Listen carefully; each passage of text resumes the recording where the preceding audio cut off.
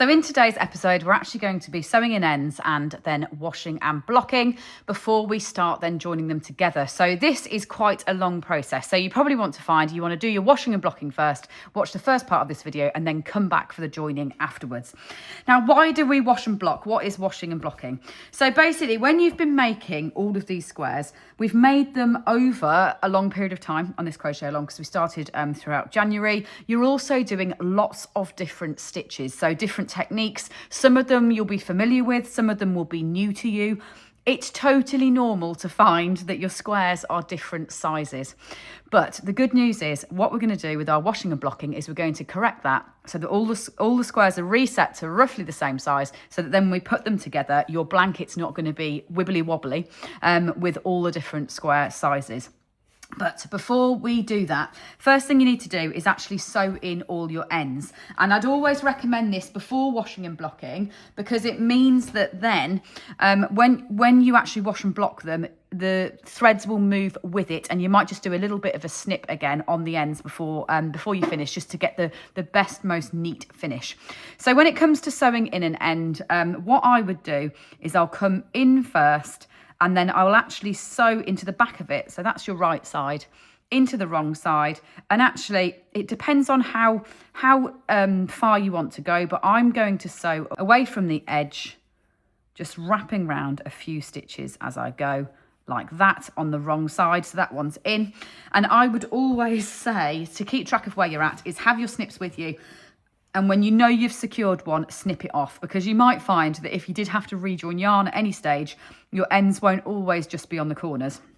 So with this one, because we did two colours, we held our floats along the edge and then we crocheted around them to neaten them up. So it is just this little green where we first joined in the green that we'll be putting in place. And then the other one on the other side.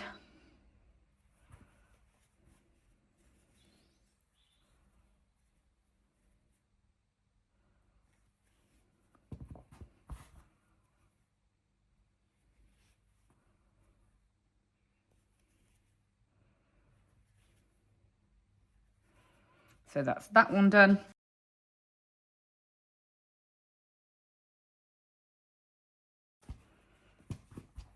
And what I've done there is I actually sewed those two in simultaneously together. A little bit naughty, a little bit bulky. I'm sure that somebody would say that that's not the way to do it. But for me, it's a little bit faster. So I did just sew the two in together. If you wondered why I put two thread ends through my needle eye at once.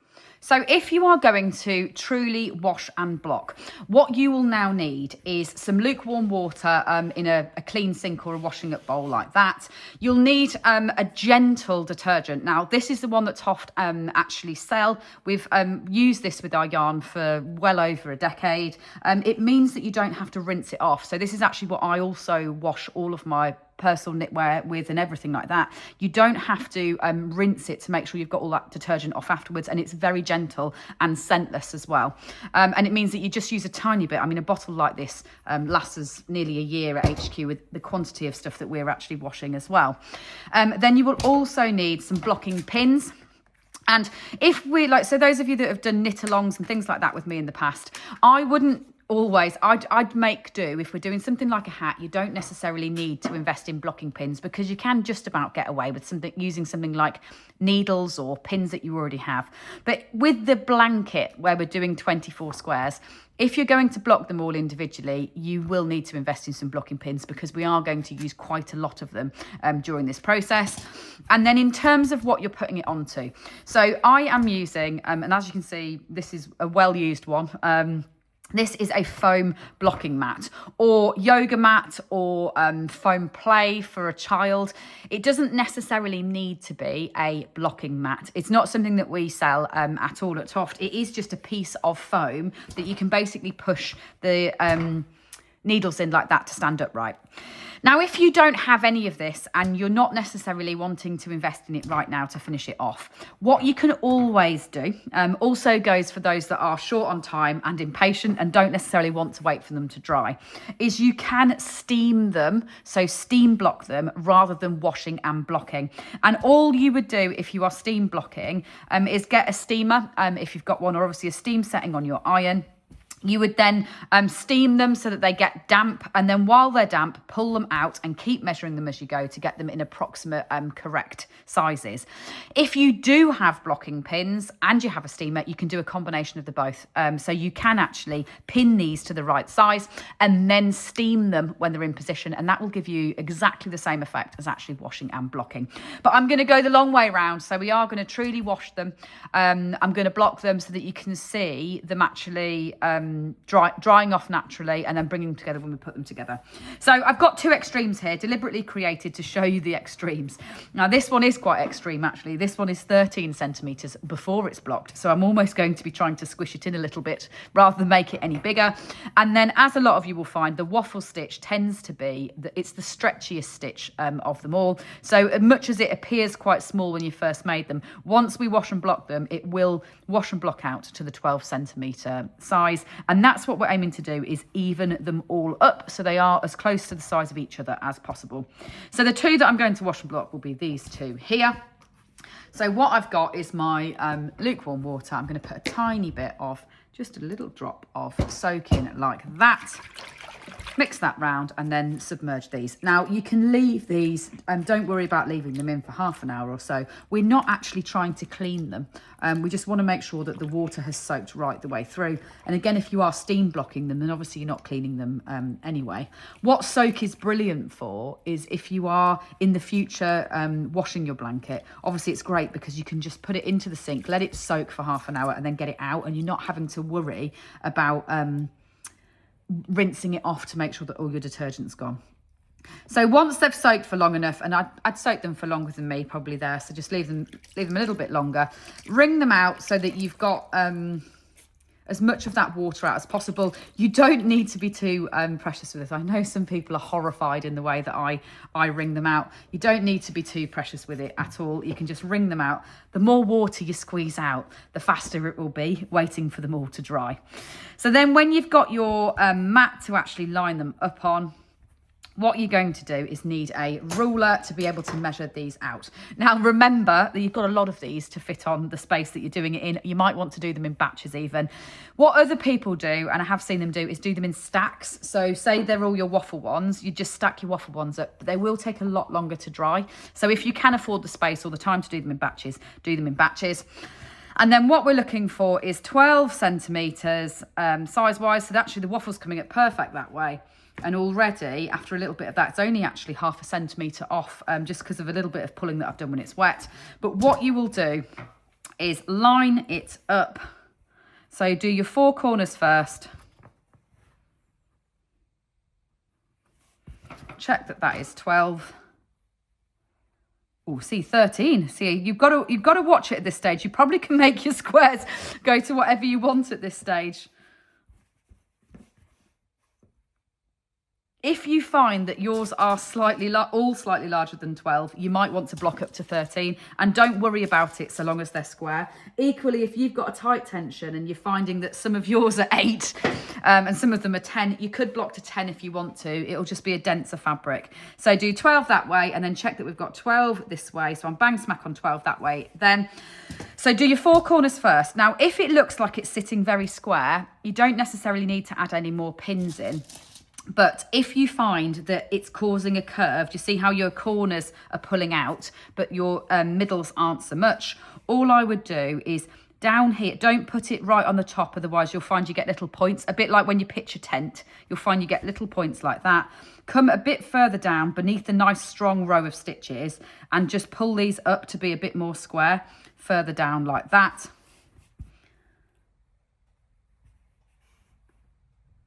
Same with the bottom. And then you've got a lovely, perfectly sized square that you'll just leave to dry. So same with this one. I'm actually going to give that one a bit more of a ring. Oh, no more to come out. I did a good job there first time round. And these ones, this is obviously a very structured stitch. This one's a bit more fluid. So you might just have to take a bit longer, almost manipulating it into shape. Don't worry about doing that. So here we've got 12. Obviously, once you've got one in place, you can use that as your guide, so you can bring it right in alongside it as well. Get your corner in. Corner in. And it just gives you a much neater finish than if you put them all together straight off your hook. You'd find that they were a bit more wobbly. So this one, you can see I'm coming just over the 12. So I'm actually going to do the opposite of what I did with the waffle one. I'm going to bring it in a little bit like this, down to the 12, and then I'll put my corners in.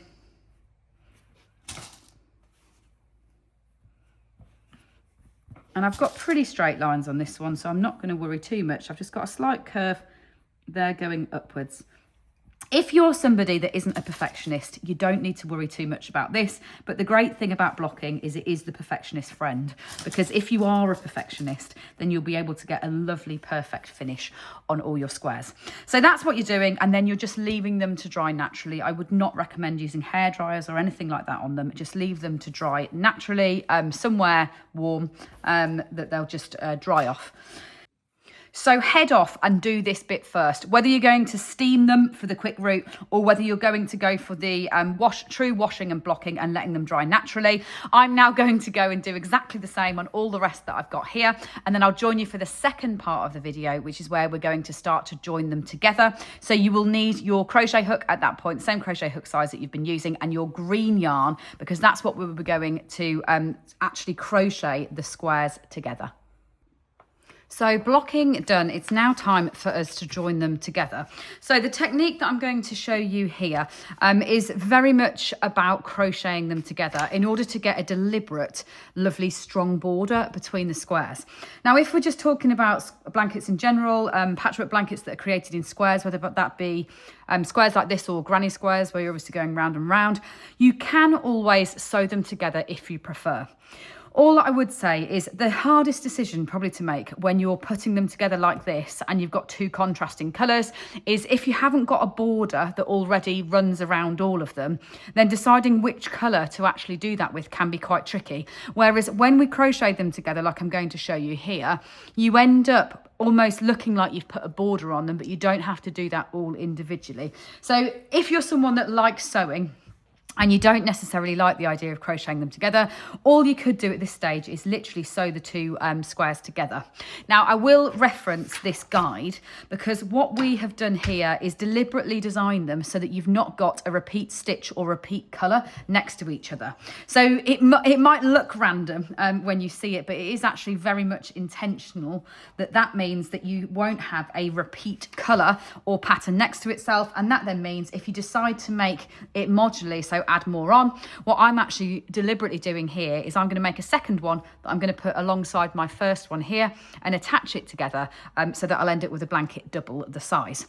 So what you need to do is take your squares and line them up in the order. So I'm starting from this side, so I'm going for my sage waffle, my yellow trebles, my stripe, and then my spike stitch. Then I need my camel bobble, my pink waffle, my spike stitch, and then my sage bubbles on the bottom.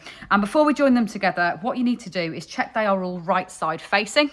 What I mean by that is the easiest way to spot it is to look at the stitches on the edge of your border. If you're not as used to looking at stitches, you might wonder which is the wrong side and which is the right side on some of these. Look to the edge because all your V's should be facing you to have your right side facing forwards. So if one looks suspicious, if it looks like it's the other way around, and then just check the edge to make sure you've got them right side facing. The other thing is I've also got them all facing the same direction.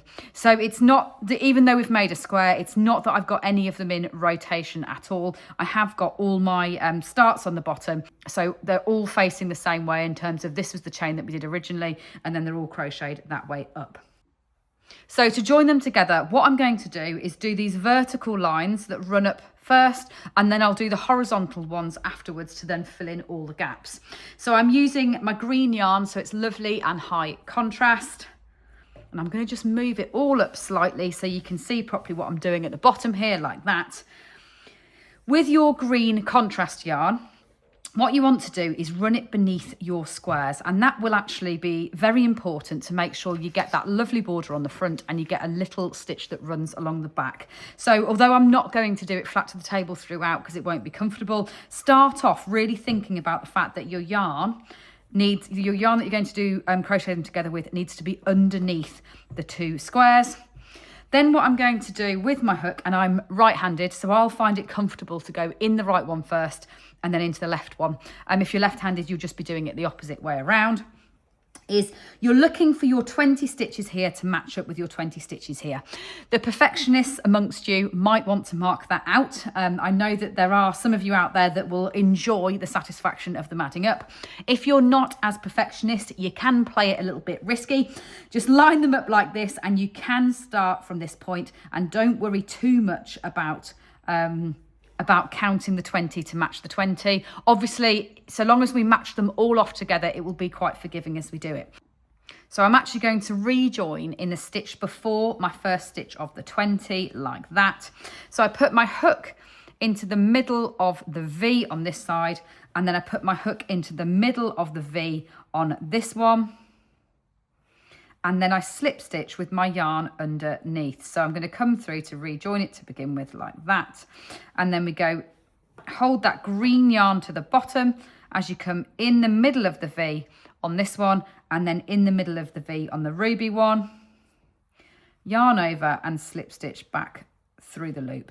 So that is all you're doing all the way up, and it'll feel a little bit awkward probably to begin with, but you really will get into the rhythm once you start to join them all together using this. So the one pointer that I want to make is don't make it too tight. So you need to keep a nice relaxed tension when you're actually crocheting these together.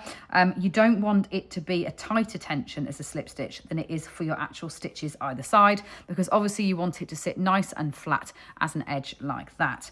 So in through the middle of there, middle of here, and then slip.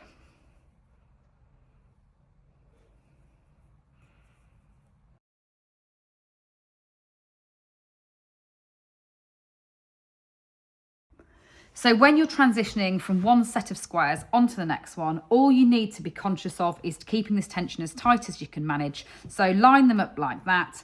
And then we're going to be doing, I'm just going to double check I've got those in the right place. Yep, I'm going into my camel one first. So I'm always going into my right hand one and my left hand one. Again, stay consistent with whatever you were doing for the last one. So I'm going to go in my camel one first, and then down into my sage stripe stitched one, keeping my yarn on the bottom, which it managed to just escape onto the top for me there, keeping my yarn on the bottom like that, and then slip stitching that in, keeping it nice and tight, just so that you've got a nice neat crossover, and then you can speed up again because you'll be back in the rhythm that you've already been in.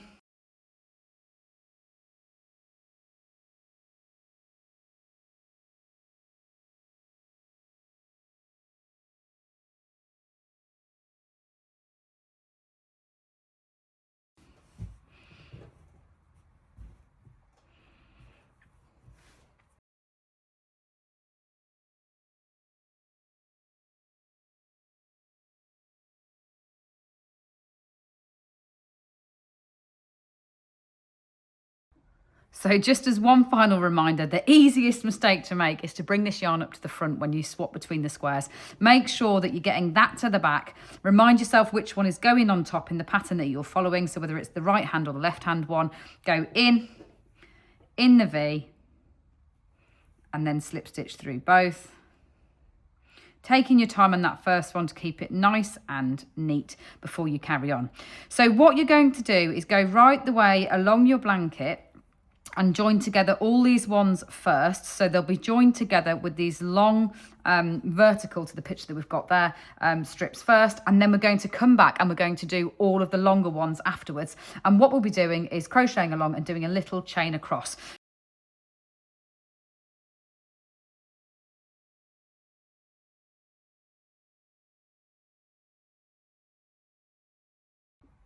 So when you reach the end of putting your first 8 squares together, that's the first line done. What you're now going to do is move on to doing the next line that goes here, and we're going to do all the lines in one direction first, before then we rejoin and we're going to go right the way across to get the neatest finish. If you moved by going some off this side and upwards and downwards, you won't get that lovely straight line finish to all the squares. So what you now need to do is line up your ruby, your stripe, your yellow and your pink stitch, and then we're going to go all the way up the edge again, right the way across the blanket.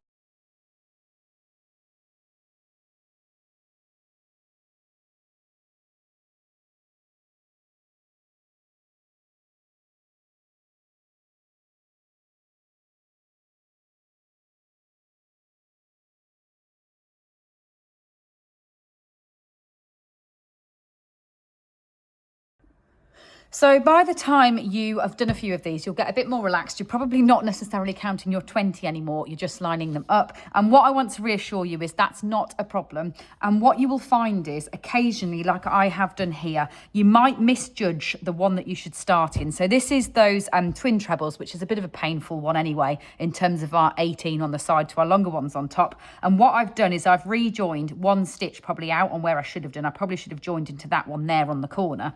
So when I reach this end, they're slightly mismatched. And all I want to reassure you is it is actually very forgiving. So I'm going to go into this next one along here that's actually sitting on that side, and then in, and then slip stitch in, and it actually will still continue to straighten up that corner, no problem. So I mean, it didn't do a very good job there.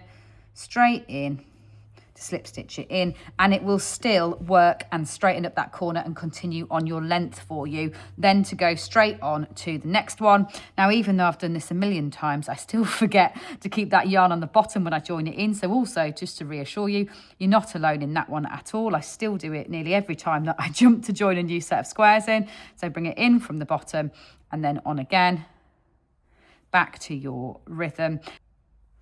And when we come to do our slips in the opposite direction, we will also neaten up all of those cross sections as we go. So don't worry at all.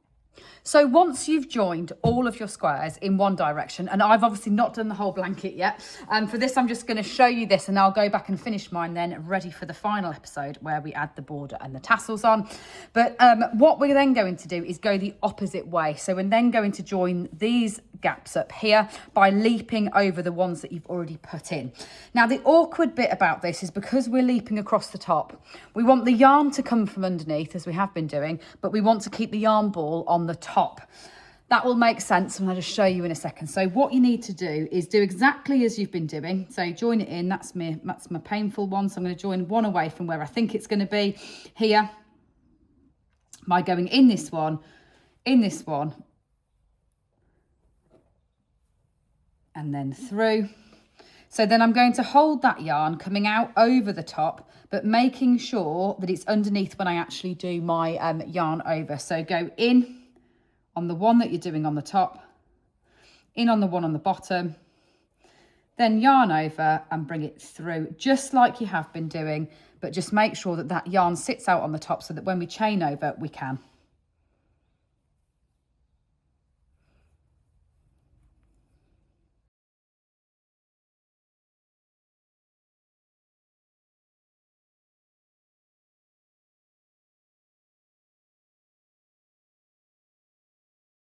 Now, if when you've been going along, you haven't been as disciplined as counting 20 off each, which you don't need to at all if you don't want to, what you might find is that you've got the odd extra stitch. So what I've done here is, once again, I've started one stitch up from where I should have been on this end. I'm not going to worry about it though. All I'm going to show you what to do is I would slip once into that extra stitch and go back in to the one that I've already worked like that. So I've effectively slipped two of the yellow ones into one of the pink one, and then I'll do my last one like that.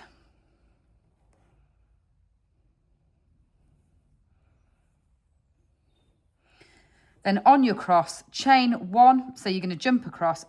Then once you've done your chain one, you're then going to go straight into that same rhythm on the other side, being careful not to work them again. So obviously that one's already been worked there. I'm not going to work that one again.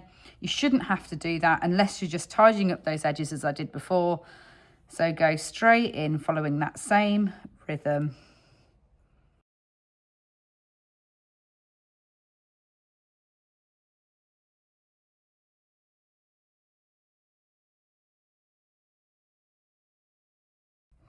Chain your one and then jump over, making sure you get your yarn in that bottom position to then carry on with your next row, watching not to rework that one again. In,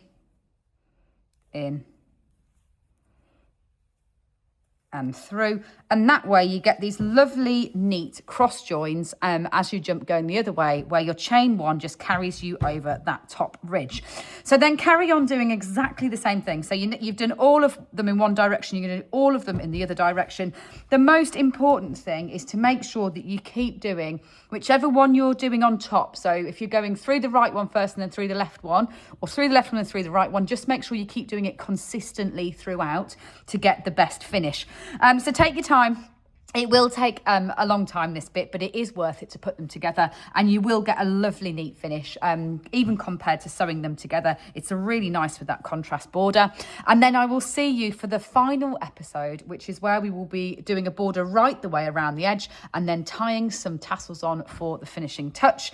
And I also will talk about the fact that you can then pull a border edge backwards if you wanted to and add another blanket on. So we'll make sure we rejoin in a place that means that if you want to, you can double up the size of your blanket and keep going.